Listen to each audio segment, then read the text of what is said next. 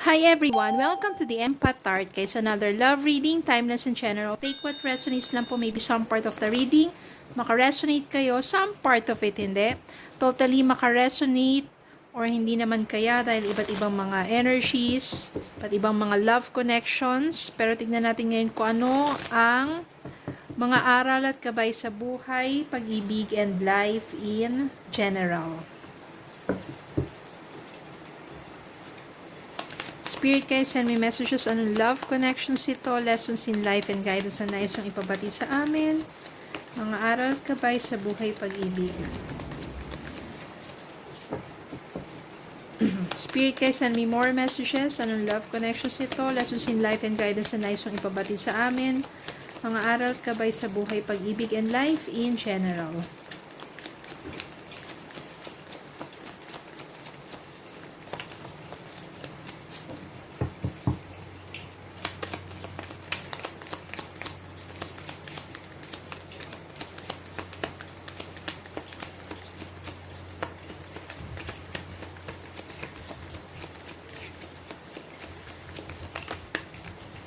Itignan natin ang mga mensahe na ito.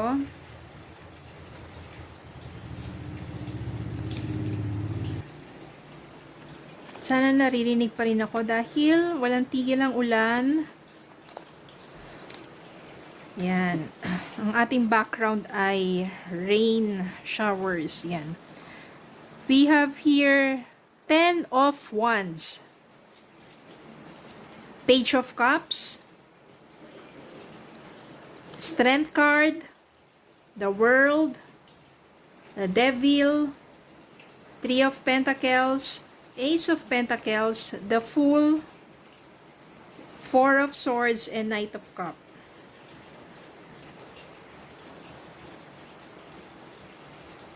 The Devil.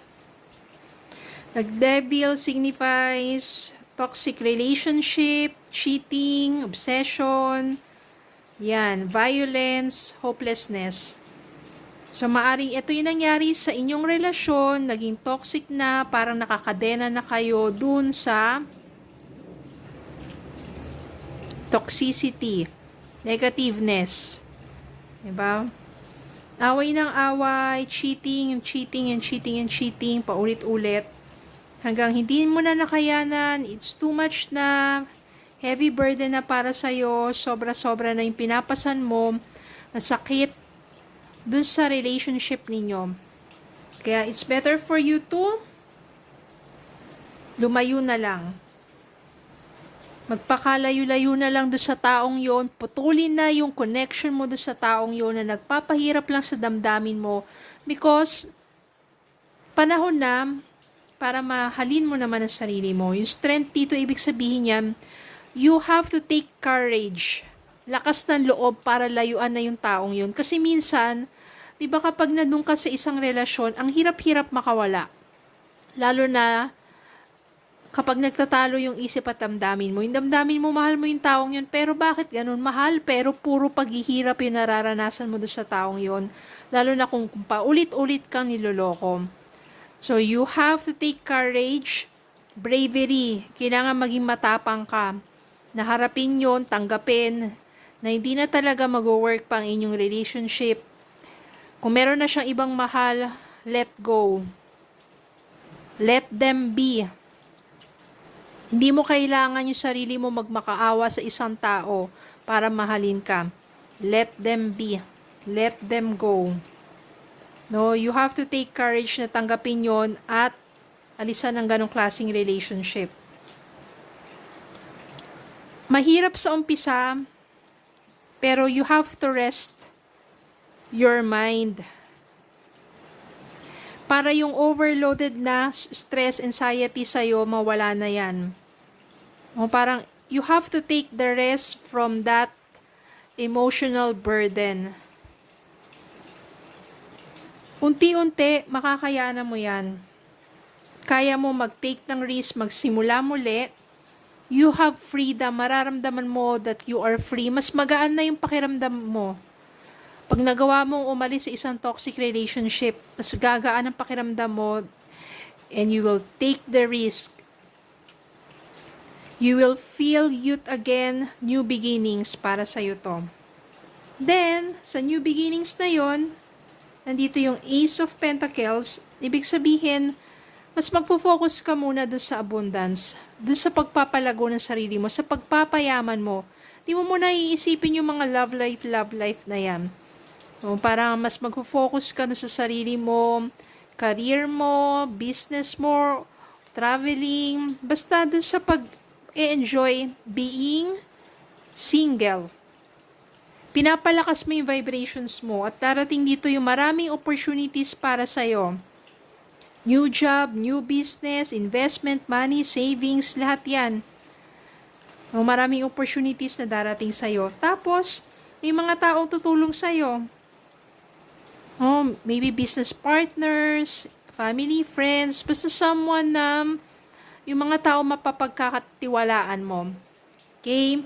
Then, dito mo raramdaman na unti-unti na-fulfill mo yung dreams mo at dahil doon, merong someone na mag-o-offer sa'yo ng relationship.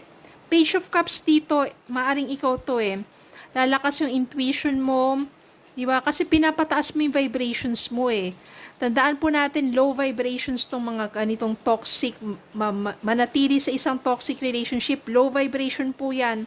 Ang naa-attract nyo yan, puro negative, puro kahirapan, sunod-sunod na kamalasan, mga ganong bagay. Pero kapag nakawala ka na sa ganitong klaseng relationship, gagaan yung pakiramdam mo, pinapataas mo yung vibrations mo, when you have high vibrations, you attract blessings in life. Kaya nga ito, pagdating sa money matters or financial, ang daming opportunities na darating sa'yo. Then, pagdating sa love life, yung mga unexpected, hindi mo inaakala biglang darating sa buhay mo, hindi mo na hinahanap kusa na lang darating sa'yo because you attract. Hindi mo kailangan maghanap. You attract. Etong taong to, siya yung someone that you are inviting, you are attracting into your life. Siya yung someone na talagang nais mo yung minamanifest mo. Someone who is loving, caring, expressive, romantic, charming, gentle. Yun talaga merong affection sa'yo. Yun talaga nakikare sa'yo. Siya yung someone na talagang minamanifest mo, hindi itong toxic na to. Siya yung someone na talagang darating sa buhay mo unexpectedly, dahil hindi ka na nga naghahanap, kusang dumarating. At mag-o-offer sa'yo, yan, proposal. And it will lead into a romantic relationship. Di ba yung parang pagkagaling mo sa isang toxic relationship, kala mo wala nang pag-asa.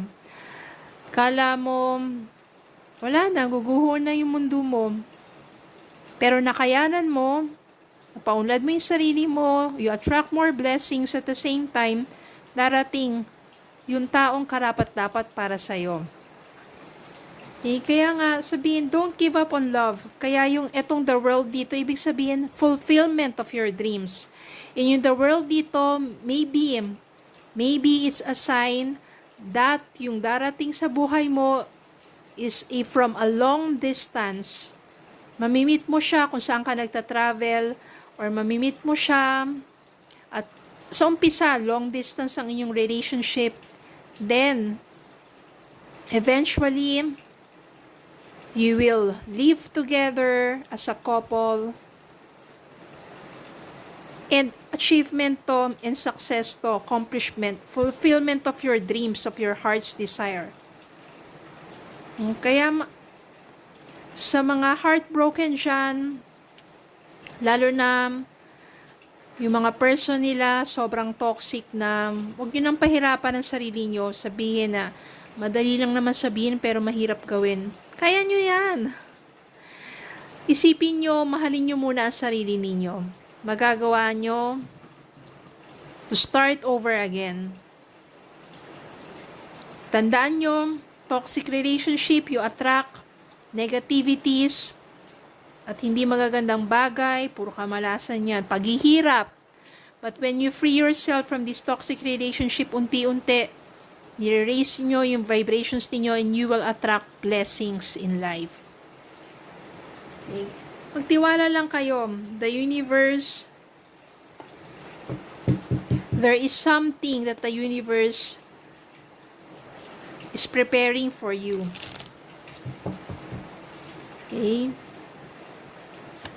Past lives. You have known this person before. It is a soulmate from a past life, some past lifetime. So maybe, etong someone na to, siya yung soulmate mo at maaring sa mga past lives ninyo, magkakilala na kayo. Nag-meet na kayo before. Sa mga past lives ninyo.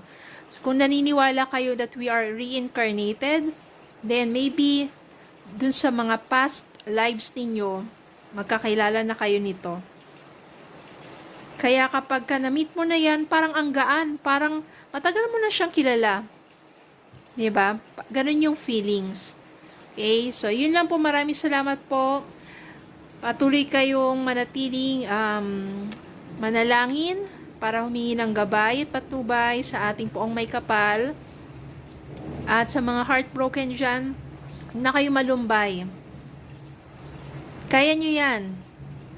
Etong napapagdaanan ninyo will only make you stronger in life and maniwala kayo, there is someone better. Someone that you truly deserves. Okay, so yun lang po. Maraming salamat po for watching. Please don't forget to like, share, comment, subscribe, follow me on Facebook and YouTube. Have a good day po and God bless.